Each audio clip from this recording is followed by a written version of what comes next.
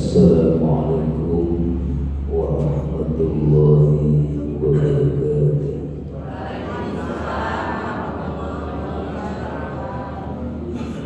Bismillahirrahmanirrahim. Ta'ala wa khidmatin sholati wa al-hadratin nabi Mustafa Sayyidul Mursalin Sayyidina Maulana Muhammadin wa ala alihi wa sahbihi ajma'in. Al-Fatihah.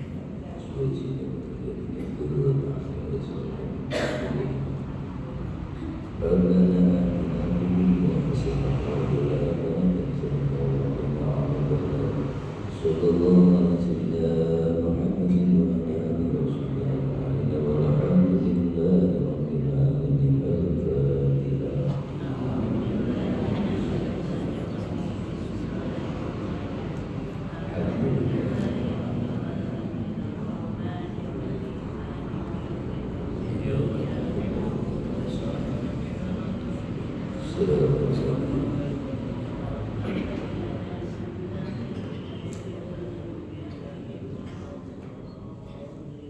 رب اغفر وارحم وأنت خير الراحمين.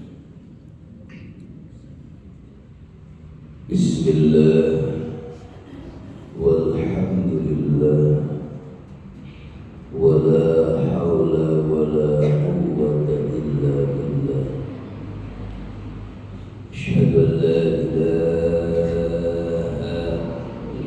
إلا الله وحده لا شريك له، وأشهد أن محمدا عبده ورسوله الذي لا نبي بعده.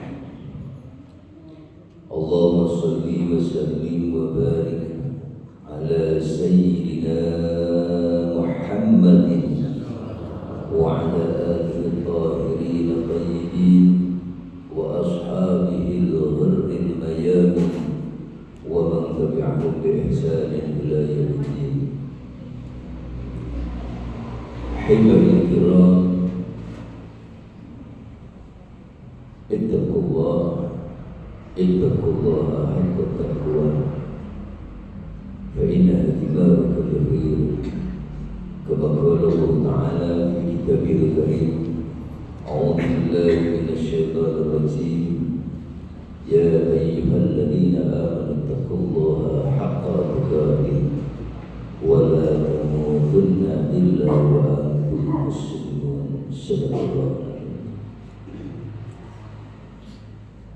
Al-Mukarramun wal-Mukhtarun, para ajengan, para kiai, para alim ulama,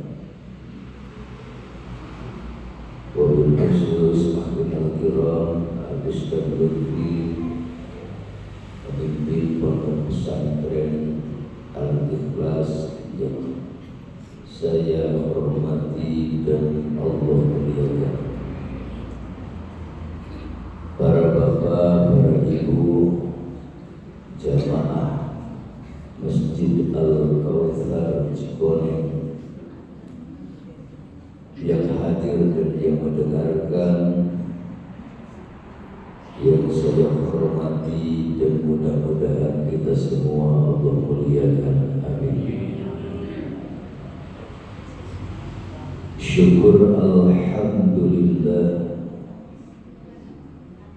adalah ucapan yang pantas keluar daripada hamba Allah yang mengerti, memahami, serta meyakini bahwa semuanya yang terjadi pada diri kita adalah semata karunia Allah, adalah semata merupakan nikmat-nikmat Allah Subhanahu wa ta'ala. Terlebih kita mengetahui bahwa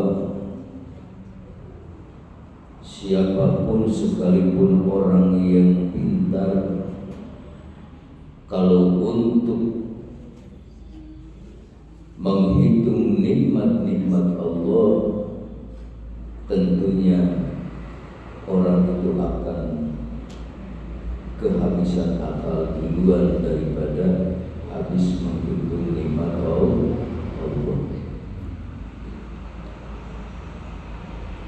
Hadirin rahimakumullah, syukur yang kesekian kalinya telah kita pahami dan kita maklumi bahwa pada pengajian saat ini kita berada pada bulan yang sangat sakral, bulan yang sangat bersejarah, khususnya bagi bangsa Indonesia. Tiada lain dan tiada bukan adalah bulan Agustus. Bulan Agustus. di mana di sana tepatnya pada tanggal 17 tahun 45. Alhamdulillah,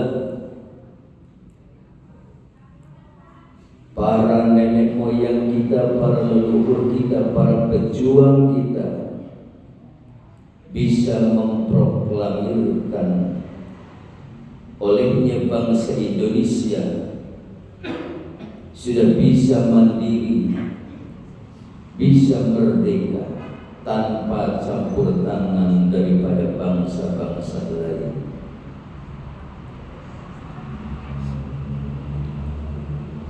Nah, mari kita saudara-saudara sekalian, tentunya kita selaku penerus daripada kemerdekaan ini adalah punya tugas. Bagaimana kita cara mengisi kemerdekaan ini setelah para pejuang kita mengorbankan seluruh apa yang dia miliki, baik harta, jiwa, bahkan nyawa satu-satunya yang mereka miliki, mereka korbankan. Oke, sebelum itu saudara sekalian rahimakumullah, secara garis besar ada dua perkara, ada dua karunia Allah yang telah diberikan kepada kita selaku bangsa Indonesia. Apa itu? Yang pertama, Allah telah memberikan kita punya negeri ini adalah negeri yang subur makmur, negeri yang sangat luar biasa kekayaannya. Kita tahu Pak, kita tahu Bu, bahwa dunia ini luas. Dunia ini luas. Ayat Cikoneng, terus mana deh? Bagong, Batu Karut, terus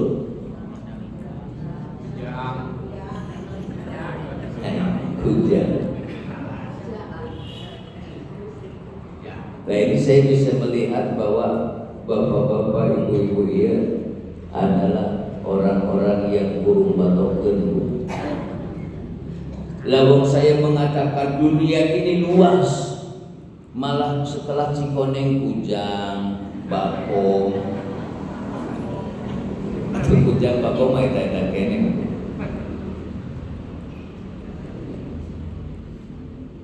Ada Amerika di sana, ada Cina di sana, ada Uni Soviet di sana, ada Saudi Arabia di sana. Itu merupakan belahan daripada bagian-bagian dunia ini. Betul. Tapi alhamdulillah kita ini dihidupkan, kita ini dilahirkan oleh Allah Subhanahu wa taala adalah di tempat kita, yaitu bumi Nusantara, bumi Pertiwi, bumi Indonesia yang begitu makmur, yang begitu sangat luar biasa. Kekayaan-kekayaan yang terkandung di bangsa Indonesia ini sudah, sehingga orang banyak mengatakan bahwa tanah kita ini adalah tanah surga. Tongkat dan kayu jadi saudara kus-kus. Coba bayangkan, saking suburnya tongkat kayu jadi tanaman, kemudian sulu. Betul. Nah, ini makanya saudara-saudara sekalian, yang pertama harus kita apa? Yang harus kita syukuri kepada Allah. Alhamdulillah ya Allah, Engkau telah menghidupkan saya, Engkau telah melahirkan saya, Engkau telah menentukan kami ini di tempat yang betul-betul sangat luar biasa kekayaannya. Alhamdulillah. Kita tidak dilahirkan di Ethiopia misalnya, di tempat yang sangat tandus, dan kita tidak dilahirkan di mana? Di Cina misalnya, sekalipun kemajuannya sangat luar biasa, tapi belum tentu kita bisa hidup beribadah dengan tenang, karena di sana kebanyakan adalah orang-orang ateis atau komunis. Atau misalnya di Amerika, ibu hajaka teh hirup di dia, ya Allah Gusti lamun urang teh baheula di Amerika misalnya, aya teh penyesalan begitu. Ada. Lah kalau seandainya kita hidup di Amerika, belum tentu kita hidup aman dalam beribadah. Karena apa?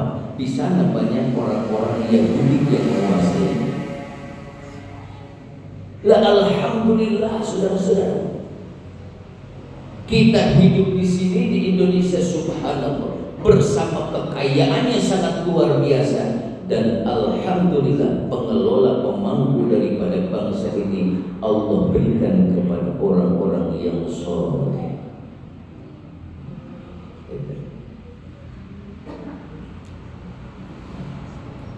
Jadi yang pertama saudara-saudara sekalian, yang perlu kita syukuri bahwa kita dihidupkan di Indonesia yang sangat subur makmur. Dan yang kedua, Allah juga berikan kekuasaan kepada orang-orang pilihan, yaitu para orang-orang yang soleh. Alhamdulillah. Sehingga apa yang dikatakan dalam Al-Quran sebagai negara yang sangat sempurna. Mana negara yang sangat sempurna? Bukan kemajuan teknologi yang luar biasa, tetapi dirangkum dalam Al-Quran adalah baldatun thayyibatun wa rabbun ghafur. Seharusnya ini harus menjadi satu tujuan, satu target. Bagaimana caranya bangsa Indonesia menjadi baldatun thayyibatun wa rabbun ghafur? Apa artinya? Baldatun thayyibatun, negara yang sangat sempurna, negara yang sangat baik. Antara kekayaan, kesuburan dan kedamaian tercipta di sana.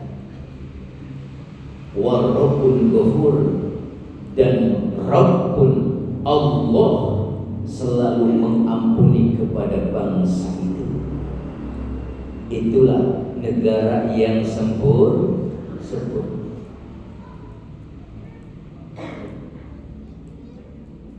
Nah kita ini Bu, yang namanya baldatun thayyibatun sudah Allah karuniakan, sudah Allah berikan di sini. Coba saja Bu, bagaimana kita tidak kaya? Yang namanya Arab Saudi Arabia adalah negara yang kaya. Kenapa bisa dikatakan kaya? Semua masyarakat penduduknya digaji oleh pemerintah Arab Saudi. Lebih-lebih kalau ada yang mau sekolah, Masya Allah, gajinya luar biasa. Nah, apa yang membuat mereka adalah kaya? Kekayaan mereka hanya satu, adalah kilang-kilang minyak. Kalau di Indonesia, Masya Allah, minyak ya ada, nikel ya ada, timah ada, batu bara ada, rempah-rempah juga luar biasa. Bagaimana kita tidak kaya, saudara-saudara? Nah ini adalah baldatun thayyibatun. Tapi keberkahannya bagaimana?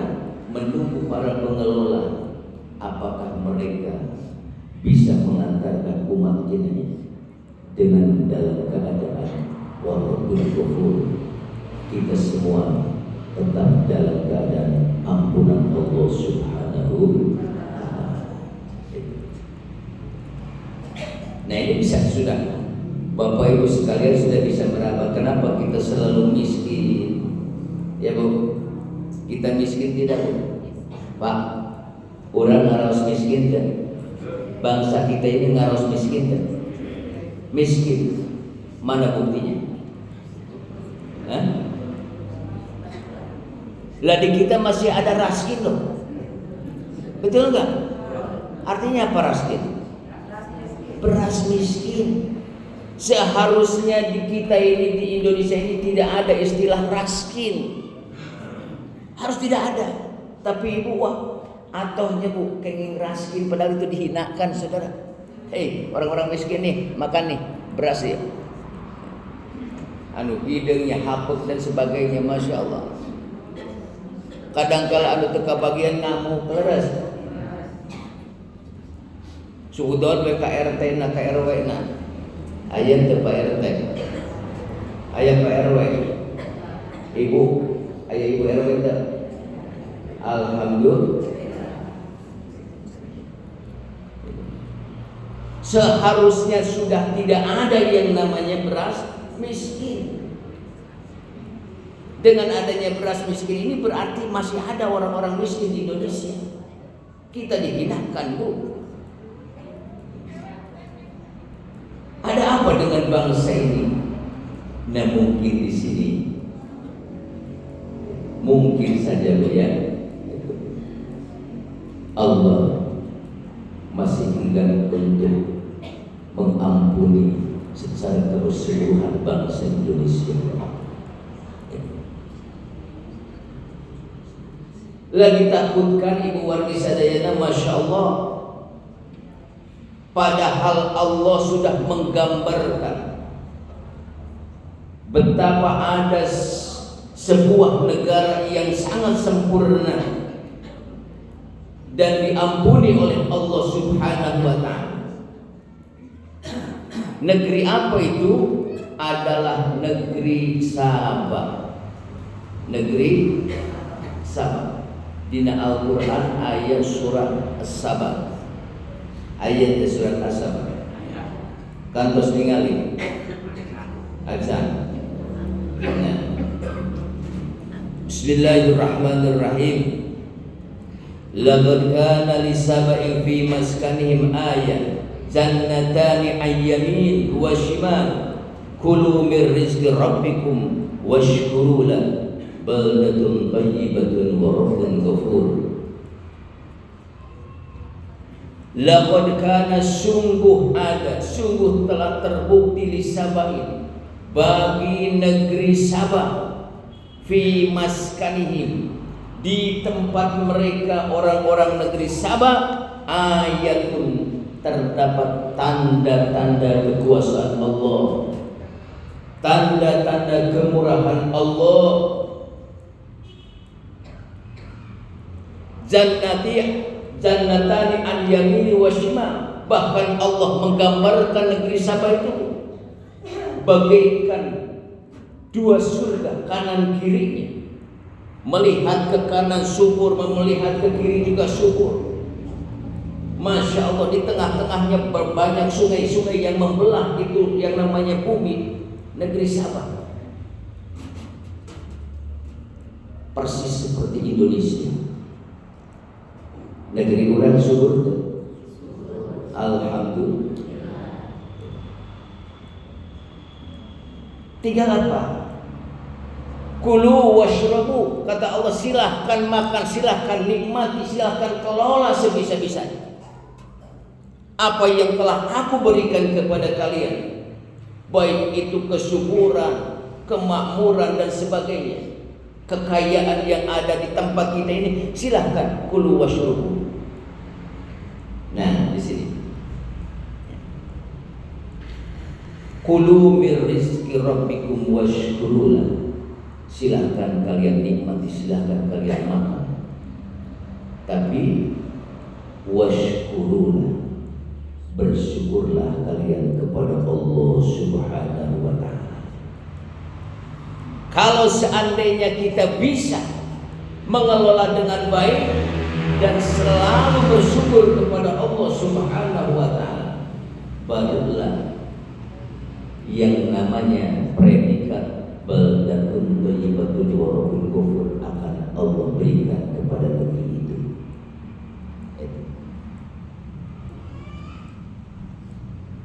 Namun sebaliknya, kalau seandainya kita ini tidak bisa mengelolanya dengan baik, dengan adil, tidak bisa menjaga bagaimana caranya Allah selalu mengampuni kepada bangsa kita Indonesia ini, negeri Sabah pun seperti itu. Akhirnya Allah kirim banjir bandang yang amat besar, meluluh lantahkan seluruh negeri itu. Sampai-sampai saudara-saudara, setelah kejadian itu, subhanallah, jangankan manusia, hewan-hewan pun tidak betah di negeri Sabah itu. Yang tumbuh hanya tumbuhan yang berduri. Ini yang ditakutkan. Ini yang ditakutkan, Pak, kalau seandainya kita tidak bisa bersyukur kepada Allah Subhanahu wa ta'ala. Nah, coba kita lihat ini. Baru saja sekarang tanggal 18, betul? Tanggal 18 Agustus, tempat kita bersyukur kepada Allah atas kemerdekaan ini. Apa yang terjadi, apa yang kita lihat dalam rangka syukuran mensyukuri kemerdekaan. Kan tiap-tiap tempat Ustaz merayakan kemerdekaan itu, ada yang namanya dengan perlombaan, ada yang namanya dengan hiburan, ada. Lah ini syukurannya model apa? Apakah dengan hiburan? Apakah dengan perlombaan itu hanya seperti itu bersyukur kepada Allah dan Allah membuat Allah bangga, membuat Allah gembira kepada kita semua? Tentunya tidak, saudara-saudara. Saya tidak melarang dimanapun silakan meramaikan bangsa Indonesia, kemerdekaan bangsa Indonesia ini dengan yang namanya perlombaan buat anak dan sebagainya. Ya, tapi kadang-kala ya itulah. Kadang-kala mendatangkan artis, organ tunggal dan sebagainya. Mana syukurannya kepada Allah Subhanahu wa ta'ala? Coba. Lalu bagaimana cara menjaga kepada bangsa Indonesia supaya masih tetap baldatun thayyibatun wa rabbun ghafur? Kalau kita sudah menyadari bahwa semuanya ini adalah milik Allah, apa yang terjadi di dunia ini, di negeri kita ini adalah juga karena karunia Allah, nikmat-nikmat Allah Subhanahu wa ta'ala, maka mau tidak mau kita harus menjaga bagaimana jangan sampai murka Allah datang ke tempat ini. Nah, ini caranya bersyukur kepada Allah Subhanahu wa ta'ala. Kalau kita lihat, Pak, kalau kita lihat, Bu, bahwa ternyata bangsa ini sedang tidak baik-baik saja, ya, baik di bawah atau sampai atas. Subhanallah. Baginda Rasulullah Muhammad SAW menyatakan, sinfanin min ummati idza shola'a an-nas wa idza fasadu fasadan nas. Sinfanin, ada dua kelompok, ada dua golongan min ummati, dari umatku, idza solahu, ketika mereka baik, dua kelompok ini, solahan nas, maka akan baik pula seluruh jajaran bawahannya orang-orang. Wa idza fasadu fasadan nas, ketika dua kelompok ini jelek, hancur, maka hancur pula yang namanya rakyat di bawah. Siapa mereka? Al-ulama wal umara, yang menentukan baik buruknya negeri ini, yang menentukan baik buruknya daripada kita sepunya rakyat adalah al-ulama wal umara, para ulama dan para pemimpin. Coba kita lihat, kita buka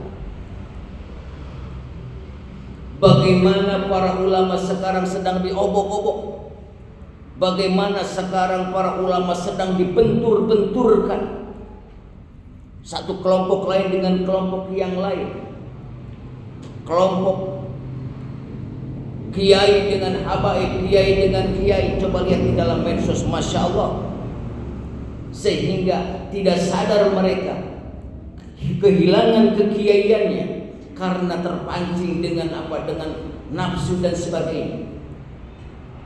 Ini saudara, ada lagi juga katanya dia ulama, ngaco lagi, yang bisa ngomong dengan semut itu ayat yang biasa ngomong dengan film. Ya, sedang viral tuh sekarang. Handphone dia bisa apa? Bisa menghubungi malaikat. Dia SMS-an, WA-an dengan malaikat. Subhanallah, sangat luar biasa itu orang. Inna maqali. Ini kan ngaco, yang akan apa? Mendatangkan murka Allah Subhanahu wa ta'ala. Dan dia mengatasnamakan ajengan kiai, bahkan abuya lagi.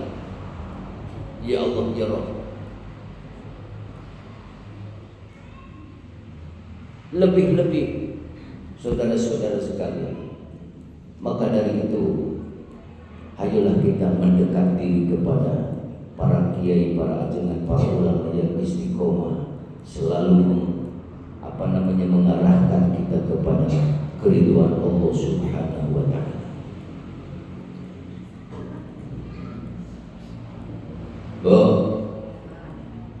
Kanjeng Rasul pernah menggambar, Kanjeng Rasul pernah, bahwa kehidupan bangsa ini adalah bagaikan wadah. Indonesia ini bagaikan wadah. Wadah itu diumpamakan Kanjeng Rasul merupakan kapal besar, kapal cair. Nah, ibu kantos ningali kapal cair, kantos kapal cair yang bertingkat. Bapak kantos ningali di mana, Bu? Dina kopi. Nah, kalau misalnya kita orang Jawa mau ke Sumatera, mau ke Palembang, mau ke mana-mana, itu kita datang ke sampai Merak. Nah, dari Merak melintas ke Bakauheni. Nah, itu di sana tersedia kapal-kapal besar. Muatannya bukan hanya manusia. Mobil-mobil besar, mobil-mobil Toronto di sana banyak, bukan hanya 100-an Bu yang masuk, apalagi manusia. Dan di sana ada kelas-kelasnya, ada kelas ekonomi, ada kelas menengah, ada kelas VIP. Nah, kelas ekonomi yang di bawah, ya. VIP di mana? Di atas. Nah,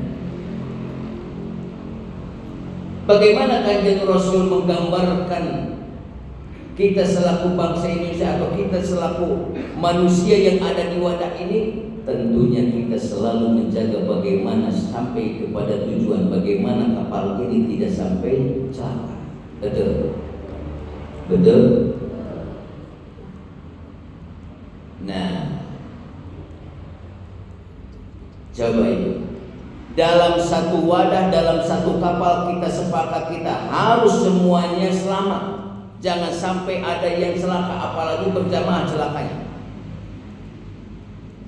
Nah, lalu misalnya ada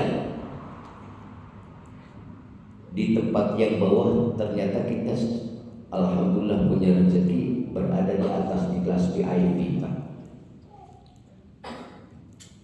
Kalau seandainya ibu ada di atas, di tempat yang atas, bapak di VIP, terus ada orang melihat di bawah itu dia sedang membocori kapal. Karena apa? Yang namanya di kelas ekonomi bu, aduh, iya mulas ya Allah, iya hoyong kacai. Di kelas ekonomi teu aya bu, teu aya naon, teu aya WC, aya oge di kelas VIP. Mau ke atas nggak boleh, kamu ini tiketnya tiket ekonomi. Lah muncul idenya, loh kenapa kita harus capek-capek, pusing-pusing? Kan di bawah aya naon, cai, tinggal di bolongan, langsung celur. Laras dah. Nah ini yang penting apa? Yang penting nyaman bagi dia. Kalau seandainya dia maksa, wah terus kurang di bolongan bayi kapal, bolongan terus.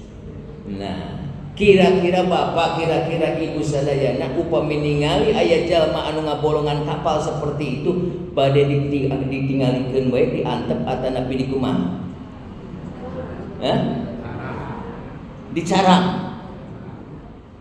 Lamun kuring ningali aya jalma kitu ngabolongan kapal moal dicarang Pak. Tapi ditewak dialungkeun ka laut. Laras kan? Iya kalau hanya satu yang membolongi. Kalau semua pemikiran mereka seperti itu, aya 10 orang, aya 100 orang anu punya pemikiran daripada nyaon nyeri kieu geus urang barolongan di bolongan terus kapal kabeh. Bagaimana nasib kapal seperti ini? Kira-kira apa? Nah, anu cilaka anu bakal naon ti kerelep, apakah anu ngabolongan ngumpul atau napi nu di luhur oge ngiring ti kerelep? Logikanya seperti itu. Maka dari itu kalau seandainya kita mau aman, kita mau tentram di negeri yang baik ini, jangan sampai ada seorang pun yang membolongi kapal Indonesia ini. Sekecil apapun. Siapa yang membolongi adalah orang-orang yang mengundang murka Allah Subhanahu wa ta'ala. Apapun yang dilakukan, sekecil apapun yang dilakukan yang namanya maksiat kepada Allah Subhanahu wa ta'ala, ini nanti akan mengundang kepada murka Allah Subhanahu wa ta'ala. Gitu. Hati-hati. Masya Allah. Aya anu judi eta teh hakikat nama keur ngabolongan kapal. Aya anu mabok itu keur ngabolongan. Ada yang zina itu keur ngabolongan. Tadi Bapak Ibu sekalian mengatakan, lamun kuring ningali jelema aya naon aya nu keur ngabolongan kapal waktu semua moal antap parah deui ceuk ieu. Dialungkeun tah. Nah, sekarang kita kembali kepada kenyataan yang terjadi misalnya di tempat kita ini. Ada tetangga yang judi, ada tetangga yang zina, ada tetangga yang mabuk. Kira-kira akan dibiarkan atau ada dikumaha? Nah ini bingung. Loh, ibu erek ti kerlep babarengan. Lah terus saya tanya, ngabolongan kapal yang diantar. Ini saudara-saudara, itu namanya lebih-lebih di atas, Bu. Kemaksiatan yang terjadi di atas, di area kekuasaan dan penguasa, subhanallah, lain ngabolongan di ngeborna besar-besaran. Misalnya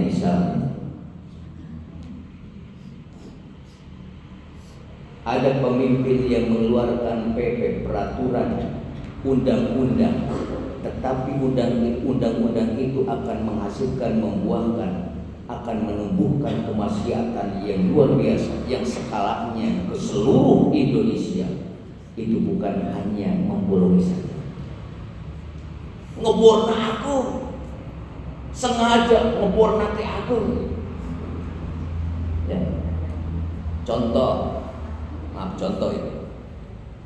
Sekarang sedang ramai-ramai ada PP 28. Ya. PP 28 di mana Presiden melegalisasikan tentang alat kontrasepsi. Naon, Bu? Alat kontrasepsi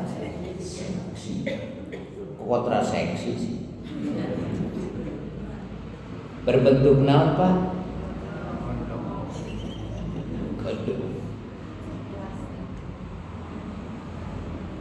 Yang itu diperbutuhkan bagi para remaja, anak-anak sekolah SMP, anak-anak sekolah SMA. Kita kenalkan yang namanya kontrasepsi. Bila perlu sediakan di sekolah.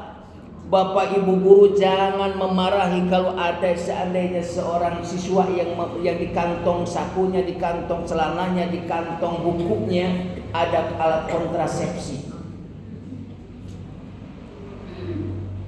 Alasannya buat apa? Adalah untuk kesehatan. Alasannya untuk bagus tidak? Tidak. Tetapi tidak melihat dampak, bagaimana dampaknya. Bu, mungkin anak-anak kita, naudzubillah, anak-anak remaja ini, ketika dia mau berbuat zina, ketika anjeunna mau berbuat dosa, masih keneh mikir-mikir, aduh, ieu teh sekalipun nafsu besar tapi sieun naon? Sieun ieu perempuannya hamil, nanti saya dimarahi oleh orang tua, nanti saya dicemooh oleh lingkungan. Aya kasieun keneh laras teh Pak. Akhirnya menahan, antara ingin dan menahan itu terus. Lah sekarang kalau seandainya mereka dikasih tahu, nah ini loh, ini adalah khusus alat kontrasepsi supaya kamu aman. Nah akan akan meminimalisir perzinahan atau nabi bakal lebih semarak kira-kira. Luar biasa. Lah karena sekarang sudah tidak ada yang ditakuti loh. Ya. Masalah dosa mereka tidak takut kadang-kala Pak. Laras teh, kumaha engke we masalah dosa mah.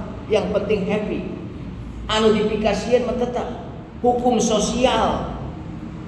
Lingkungan aduh kumaha ye upami urang katingali berbadan dua jaba masih kena sakola, wirang dan sebagainya, aib dan sebagainya, betul. Lah sekarang sudah aman, nggak ada yang ditakuti. Makanya hati-hati, pimpin. Betul. Subhanallah. Betul. Nah ini orang semacam ini, mereka dia hanya apa? Menentukan satu aturan, tetapi dampaknya kepada seluruh manusia nanti akan bermunculan manusia-manusia. Ini akan lebih parah lagi. Naudzubillah.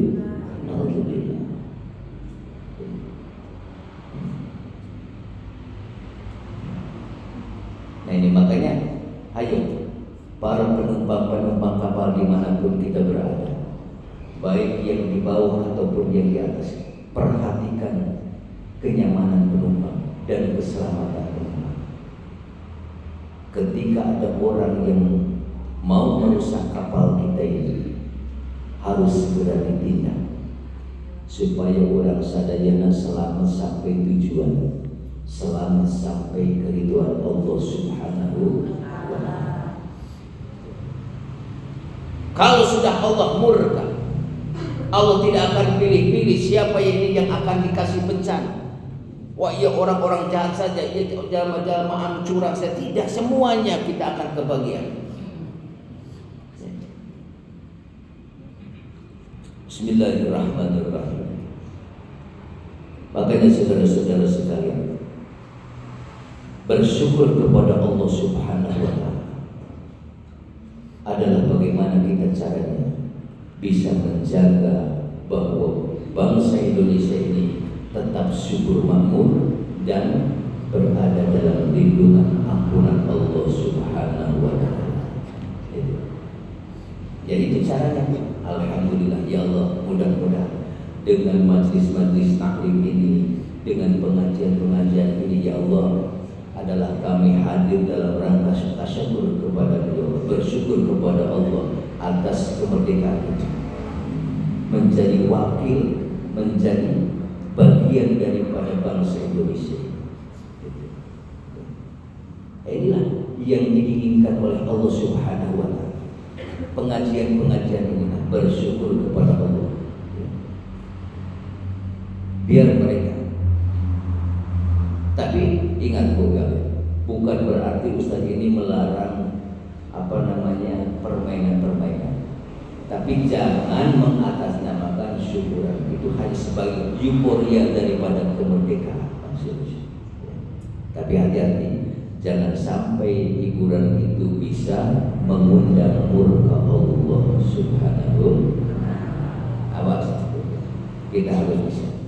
Upami misalnya ibu-ibu, bapak-bapak disuwunkeun kanggo udunan, patungan, terus aya naon juga. Aya ini. Oke, bakal aya naon, aya organ tunggal misalnya, aya dangdutan. Ibu mendingan tidak boleh ngasih, bapak mendingan dekeng masihan. Dengan adanya seperti itu, ketika ada acara seperti itu, orang lupa kepada Allah, bahkan ada orang yang maksiat, kita pun ikut serta dosanya. Tapi upami seperti segitulah, biarkan.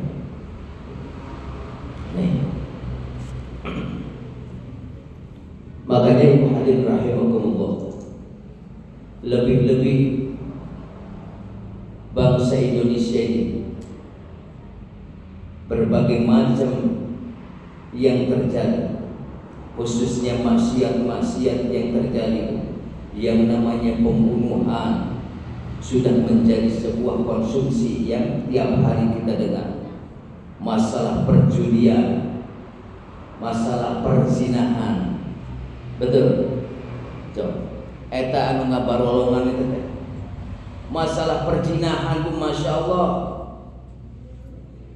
Coba lihat dalam televisi ini, masya Allah. Kita tiap hari mendengar dan melihat berita-berita seperti itu. Yang korban bukan hanya anak dewasa, mulai dari anak kecil sampai nenek-nenek ini jadi korban yang namanya perzinahan. Ada anak SD memperkosa temannya, coba. Anak SD sampai kumaha itu cerita. Anak kelas 6 memperkosa temannya kelas 4 oleh 4 orang. Eta di mana eta ilmu? Ada lagi kita dapat berita nenek-nenek 73 tahun diperkosa. Loh, hati-hati Bu. Ulah abang-abang ibu, wah da urang geus moal apa ieu tenang loh, jangan hati-hati. Pernah Bu ada di televisi seorang nenek-nenek umur 73 tahun diperkosa sama pemuda. Ya Allah, ya Rabb. Teu kabayang kuat. Abdi majikanna lamun dipasihan ogamu. Ya Allah. Ternyata apa? Ketika ditanya si pelakunya, Bu, dia sudah apa? Melihat foto-foto atau gambar-gambar film-film yang ada di handphone, video mesum, video-video zina. Akhirnya apa? Nafsunya meluap. Kalau sudah nafsu meluap, dia kemana nyalur ke nama? Lah dia pulang. Ketika pulang ada sumur yang apa? Dipagar sama ya. Loh, kok aya nu keur cebok, namanya cebok laki-laki sama perempuan beda kan? Ya, perempuan mah teu kakuping. Laki-laki teu kakuping, upami cewek kan kakuping ini. Ternyata wah. Aya nu naon? Ditoong. Loh, cewek teu ningali kumaha dan teu ningali kumaha langsung disamperin, Bu. Langsung digarap eta di dieu. Masyaallah. Makanya hati-hati, Bu. Upami bade kenal bade ka sumur bade pipis konsian. Teu ningali anu ngora, teu ningali anu sepuh, aya nama subhanallah. Luar biasa. Makanya hati-hati. Teknologi memang bisa membuat kita lebih maju, tetapi teknologi bisa merusak kepada kita. Kapungkur Bapak Ibu warga sadayana, menjaga anak dari yang namanya pacaran masih gampang. Masih gampang. Bapak kapungkur nu coba bogoh hajang ibu kumaha? Diharapkeun imah. Masih terdeteksi ku orang tua. Paling sampai jam sabaraha? Jam 9 nya, jam 9 eta oge kitu we tingcing baretem teu ngomong teu naon. Anu keur kadenge teh batu. Ya Allah. Keur naon atuh aya ka pagi aya geus ka pagi teh caricing we duana naon ge kalaka. Aya we. Ketika jam 9 bagaimana? Orang tuanya langsung dedehem, Pak. Ya. Nah, si bapak teh sekarang jangan terus ningali jam jam 8 bae ngasih bapak geus dedehem. Can balik keneh dedehem deui terus. Ya, itu kode-kodenya. Tapi masih bisa terjaga. Tapi coba sekarang Ibu, sekalipun ibu mengatakan, bapak mengatakan, alhamdulillah anak saya soleh Pak, anak saya itu gak pernah gaul, ada di kamar, masya Allah, itu tidak pernah keluar urang abring, alhamdulillah, di kamar soleh ada budak, alhamdulillah. Tara-tara keluar, sugan pernah keluar ningali ke mana kacain wudu tanah itu. Saking soleh-soleh ya Allah. Sepertinya aman-aman saja, masya Allah. Tetapi kita tidak tahu bagaimana yang dilakukan oleh anak-anak kita di kamar. Dengan handphone ini, saudara. Ya. Masya Allah. Nomawi, hati-hati Pak Buya. Kalau seandainya punya anak gadis atau anak laki-laki yang sering mengunci daripada yang namanya kamar, kita harus curiga. Cepat kita ketuk, cepat kita buka, cepat kita arahkan. Jangan sampai anak itu melakukan sesuatu di luar daripada laki yang namanya handphone, Bu. Di kamar cicing rapat-rapat.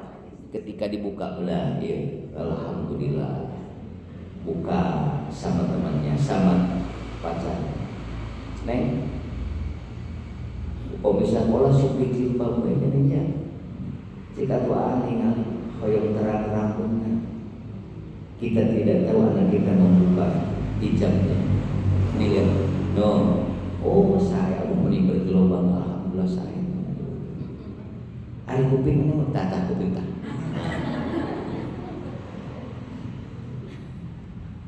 Semuanya bisa dilihat. Perbuatan-perbuatan seperti inilah yang tidak bisa kita pantau, sepertinya anak-anak kita masih soleh.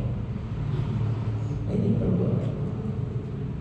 Maka dari itu saudara-saudara sekalian, saya mengajak kepada kita semua, baik yang ada di bawah atau lebih-lebih yang ada di atas.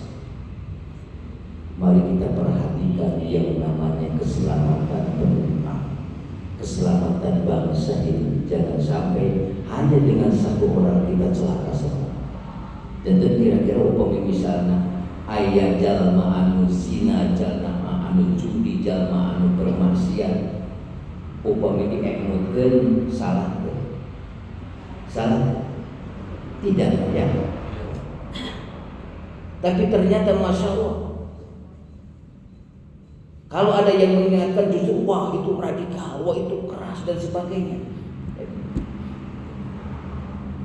Padahal itu adalah merupakan kewajiban. Man ra'a minkum munkaran falyughayyirhu biyadihi.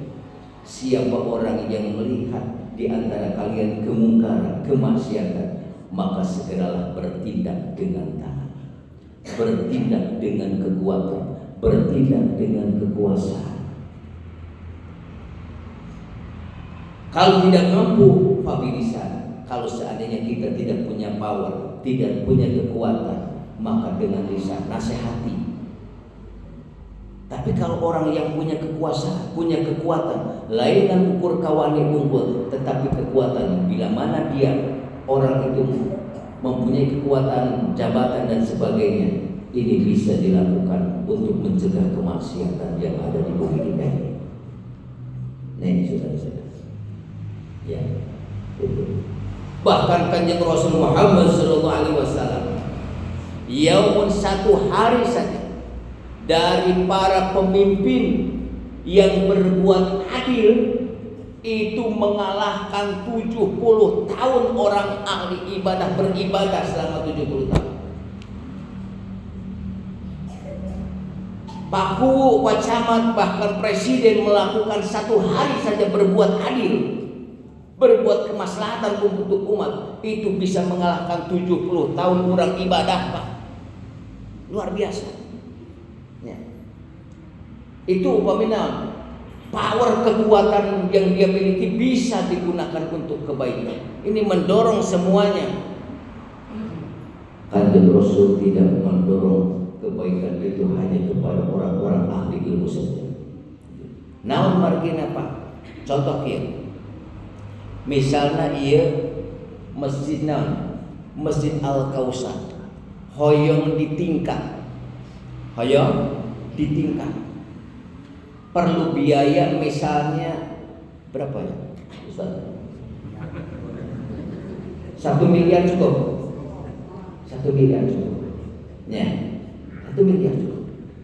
Upami eta biaya 1 miliar, lamun misalnya kurang anu jamaah ieu kumpul kira-kira sabaraha poeun?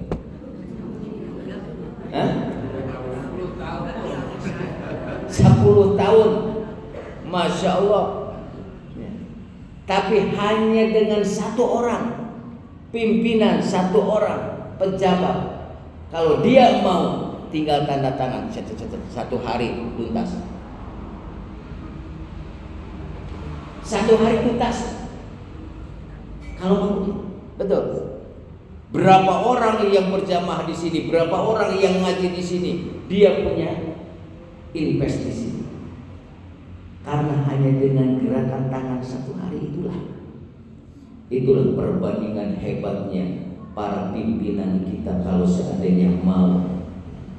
Jadi memang Masya Allah, Kanjeng Rasul memotivasi semuanya. Orang yang berilmu silahkan berjuang dengan ilmunya, para pedagang silahkan berjuang dengan hartanya, para pejabat silahkan berjuang dengan kekuasaannya. Demi apa? Demi Allah Subhanahu wa Ta'ala. Itu ya Bu ya. Oke, makanya tanda kita bersyukur kepada Allah, maka yang pertama jangan sampai kita mengundang murka Allah. Lakukan sesuatu yang bisa menggembirakan Allah Subhanahu wa Ta'ala, dan jagalah kapal induk kita, kapal Cikoneng kita, kapal Ciamis kita, kapal Indonesia kita. Siap ibu ngajaga kapal ya siap? Saya bapak ngajaga kapal ya siap? Insya upami ayah menuju judi kira-kira ku bapak di rumah.